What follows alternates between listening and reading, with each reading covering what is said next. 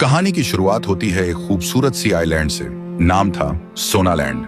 जितना प्यारा नाम उतनी ही चमक थी उस जगह में। यहाँ के पेड़ों से जैसे सोना टपकता हो और हवा भी सोने की खुशबू से महकती हो। और इस सपनों के सोनालैंड में रहता था राइस्टार। राइस्टार को सोने से इतना प्यार था कि उसने सोना नाम की लड़की से ही शादी कर ली और राइस्टार अपनी बीवी से बेपनाह मोहब्बत करता था।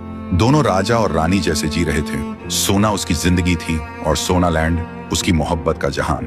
एक दिन दोनों टीवी देख रहे होते हैं, तभी राइस्टार की वाइफ के फोन पे मम्मी का कॉल आता है और बोलता है, बेटा जल्दी आजा, मेरी तबीयत बहुत खराब है, कहीं ऐसा ना हो कि तू मुझे जिंदा ना देख पाए। वाइफ घबरा जाती है और बोलती है, राइस्टार प्लीज मुझे एयरपोर्ट छोड़ो, अभी मम्मी के पास जाना पड़ेगा। राइस्टार बोलता है, चलो, और दोनों निकल जाते हैं। और एयरपोर्ट पहुंचते ही राइस्टार अपनी वाइफ से बोलता है, अच्छे से जाना, मैं सोनालैंड को अकेला नहीं छोड़ सकता। उनकी वाइफ बोलती है, ठीक है, लेकिन तुम भी अपना ख्याल रखना, मैं जल्दी वापस आ जाऊंगी। सब कुछ सही चल रहा था, लेकिन किस्मत को तो कुछ और ही मंजूर था। उधर दुनिया का दूसरा सबसे अमीर आदमी, नाम था व्हाइट 444, लेकिन वो अमीर बना था लोगों के खून से।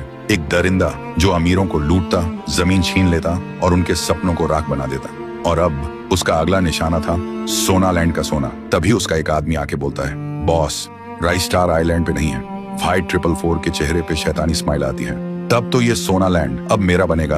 और फिर अपने आदमियों के साथ सोनालैंड पर टूट पड़ते हैं। हर एक सोने का टुकड़ा गहने ट्रक में भर के ले जाने लगता। जितनी भी महंगी महंगी गाड़ियां थी, हेलीकॉप्टर, सब लूट लिया जाता है। राइस्टार बीवी को एयरपोर्ट छोड़ने के बाद घर लौट चुका होता है।